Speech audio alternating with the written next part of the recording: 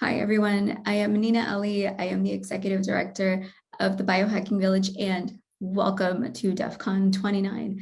Before we start, I want to send a massive thank you to the volunteers and everyone that has been associated with building this village this year. It has literally taken a village to get all of the things completed. Literally up till this moment, it is Thursday, 6:08 p.m. Eastern time. So to be completely blunt and honest, I could not think of how I wanted this keynote to go. I have a lot of feelings about all the things that have continued to happen and how we continue to react to them. So that said, this may be very piecemeal, this may be stitched together, and I hope at the end of it, it comes together and you get some takeaways from it. So a couple of thoughts. Last year, the initial keynote that I did was a lot. It brought to bear a lot of the things that needed to be worked on. And I went through it recently to see how much impact it had, if any things had changed. And there were one or two things, but there's still so many things that we can work on. And there's still so many things that are happening that we are looking for more, for better. And I kept thinking along with the group, how do we motivate people to do more and to do better and to create better infrastructure and network and security in the devices? And I kept thinking about devices. What does that actually mean? So my background is in hospitals. I worked with electronic medical records that had all of these devices that were connected to it because the data needed to be input into the medical record. And when people talk about devices, to me, those are all of the ancillary things. Nobody was talking about the whole of the ecosystem, which to me lands a lot. The accent is real.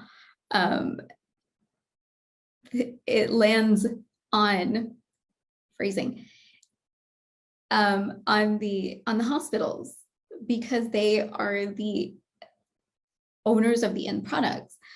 So when we say that devices need to be secure, yes, absolutely. Simultaneously, we also have to think about how the hospitals are being secured and what those networks look like, and how we react and interact with those things. However, there's so much more to it now. The pandemic has given us digital medicine at home. So now it's not just that we go to the clinic or the hospital for care, it's that care is coming to us. We are now able to do longitudinal studies in real time, where before it was, please come in and get checked up for et cetera, et cetera, et cetera, whatever the days were. They can do very quick, overnight, ping your device. We know the things, or you download at home, whatever. So patients are also creating their own networks at home that are medical device networks. When I think about how medical is thought about, I tend to think in workflows. It's more, what is the beginning? Where's the middle? Where's the end? And how many ways can you do this? I think about EMS. I think about 911. I think about clinics and hospitals and surge and all of the different specialties or services, right, that are underneath all of the things that we are working on and working from, and how those affect the patient and the physician at the same time, because those are the two people at the beginning and end of this workflow. Additionally, there are so many other infrastructures that are built into the biomedical ecosystem that perhaps we don't think about as being part of the biomedical ecosystem. And Bryson and I had a conversation about the ICS systems last year. But what other things? And when I was looking at the DEF CON villages, I kept thinking there are so many that we work with: ICS, crypto, social engineering, etc. There's so many that we can draw knowledge from and bring in and say, yes, that pertains to us as well, etc. How do we communicate those things better? One of the other things I continue to think about is, how are we communicating with each other? When my parents, example, go to their physicians, they come back and perhaps they don't understand. I had a conversation with a woman recently after she had gone to the doctor, and I said, what happened? Give me the details about what they said to you. And she said, I'm fine, I'm perfect. And that threw me off because I know her. And I said, show me the paperwork that you came back with. And I read through, and I said, we should talk about what's going on. And she said, he told me what was going on, but I didn't understand. So I'm fine. And that's a lot to think about. So when I think about how we are communicating or not communicating with each other, I tend to think that we need to meet each other where we are. We need to have the open conversations of I don't understand or I don't know, and be okay with saying those words, because saying that opens us up, not to breakdown, but building up, because at least we can then acknowledge the things that need to be worked on instead of that communication breakdown. I also thought about, what are the entities that work over and govern and regulate healthcare? What does that look like? What is that ecosystem and workflow? And from different research and different sources and conversations, I've realized that there are about 23 different entities that run healthcare, whether that be on the hardware side, supply chain, and how they're governed. That's a lot. That's a lot that we are also not thinking about. And then add on top of these regulators, the regulators that are overseas that monitor and follow through on what their ministries of health look like. And are we having conversations with each other to better the ecosystem itself? So what we need to do, just a suggestion, is add more visibility into the work that we're doing, into how we're doing the things, so that we can lower the liability. And the liability I'm talking about is not just for the devices, it's for the end users of those devices, the hospitals, the patients, the physicians. How do we bring in more people to be more invested in these deployments of the devices, of the security of the devices? There have been statistics about technologists and security research and researchers, and we need those. We need more of them. So how do we engage people specifically in biomedical into understanding the technical side of things, into the security side of things, and the biology medical side of things? These are things I contemplate constantly, and I have a lot of conversations with the leads of this village and with other people in the industry of, what are we missing that other folks are doing, and how can we emulate that? How can we do it and do it better? Because perhaps this situation that we are currently in is like the economic downfall that the banks and the financial crisis that happened. So they had to, the financial sector had to create bigger, more inclusive laws, rules, regulations to better monitor what was being done so that the crisis would not happen again. And the time to think about a crisis is not when you're in it, it's before, right? We can establish that. But we are now in this crisis, and there's a lot of talk about going back to normal, where I postulate what is normal or what was normal. And if the situation we are currently in came from that normal, how do we do better? If we're going to bring people in so that this can work better, faster, more improved, that means we have to bring in people from across the ecosystem. That means engaging the citizen scientists. There's so much conversation I hear around, well, they don't have the degrees for this. They don't have the education or the academic acumen. But that's why they're amazing.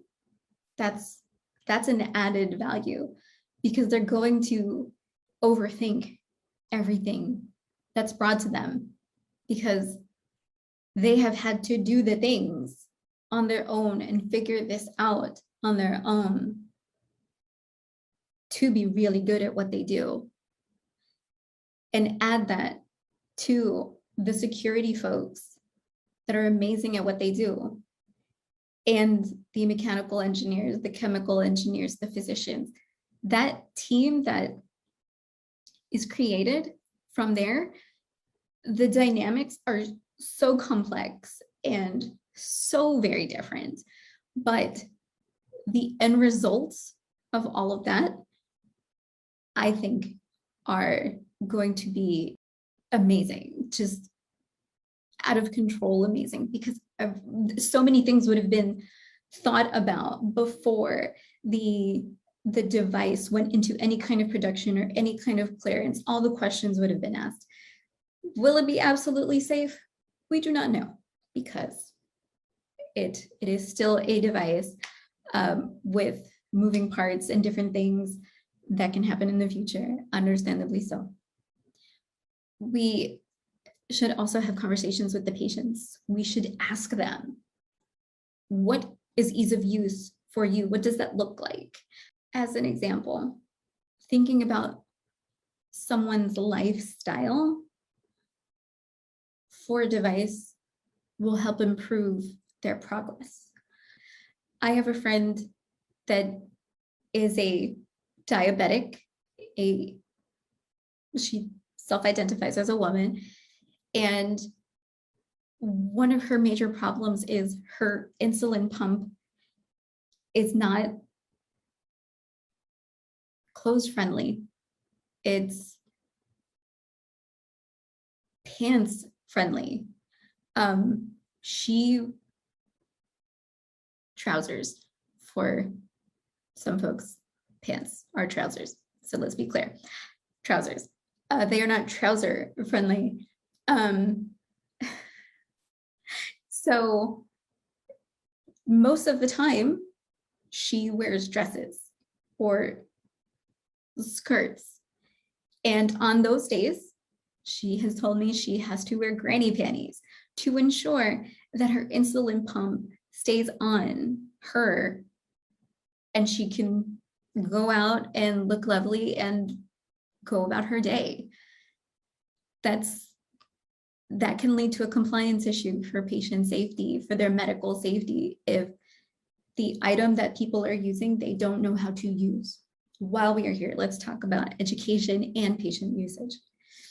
When we are building medical devices now, there are so many different generations, age groups that we have to think about. And there's a lot of variations in how technology is understood between those groups. So when something new comes up on the phone or in medical, as an example, I have to explain those things to my parents. And thankfully, I can do that. I can explain those things. But what happens if that's not the case? My grandparents do not speak English. They only speak Spanish. Thankfully, they have a physician that also speaks Spanish and can give them the information. But I am frequently phoned to explain things to them again in a different way, in a way that is more familiar to them, because I know who they are and I can have those easy discussions with them, or hard discussions, depending on what it is.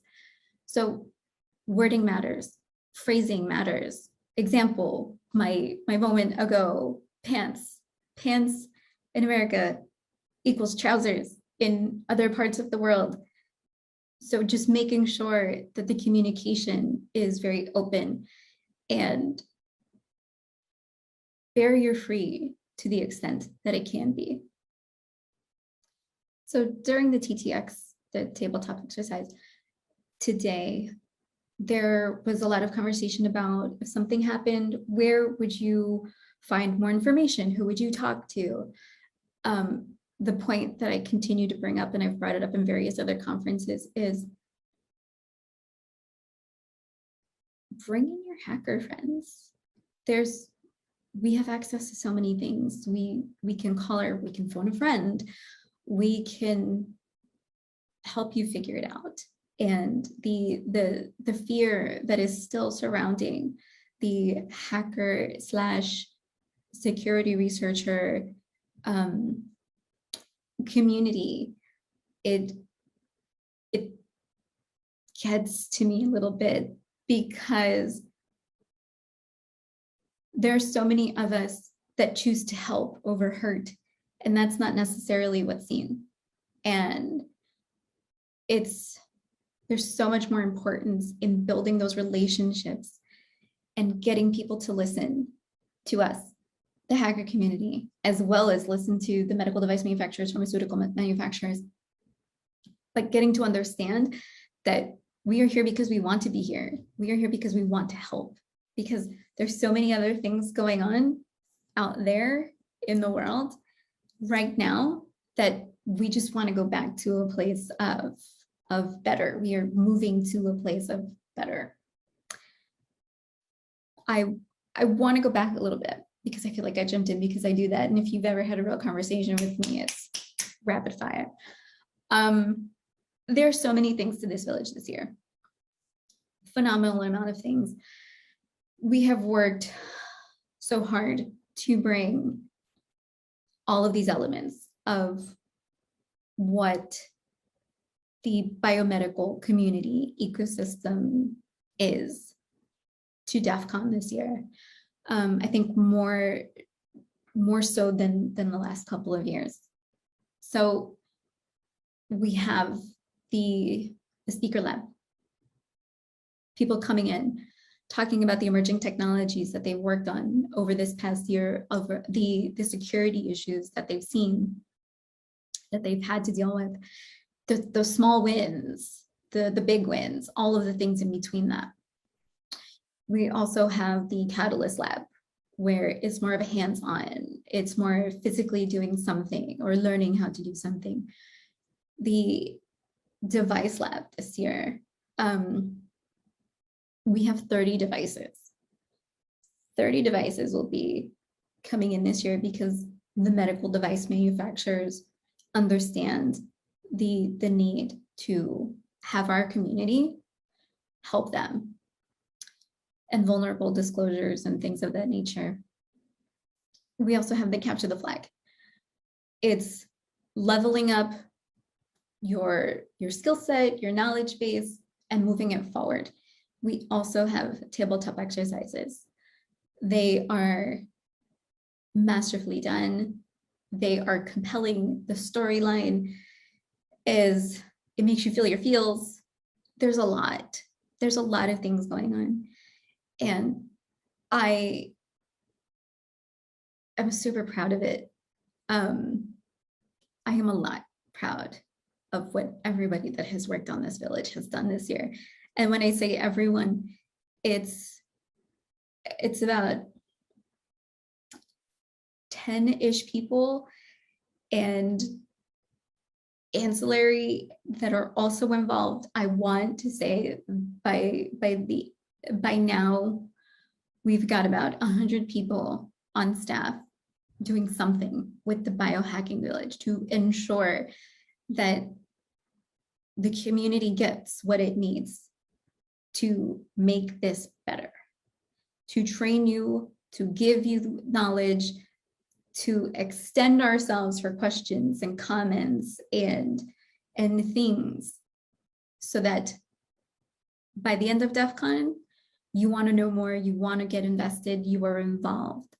As patients, we are all inherently involved in the things that happen in the healthcare system, no matter where you live, because whether you use that system now, or you'll be using it later, or someone in your life uses it, we are all invested. And as such, I hope that you take part of something within the Biohacking Village, that you find something that you like or love about the Biohacking Village, and you can move forward with it. I'm actually going to end this early because we have unveiled a cool virtual site that is as close as we could get to being at DEF CON while maintaining safety, and having our wish you were here moment.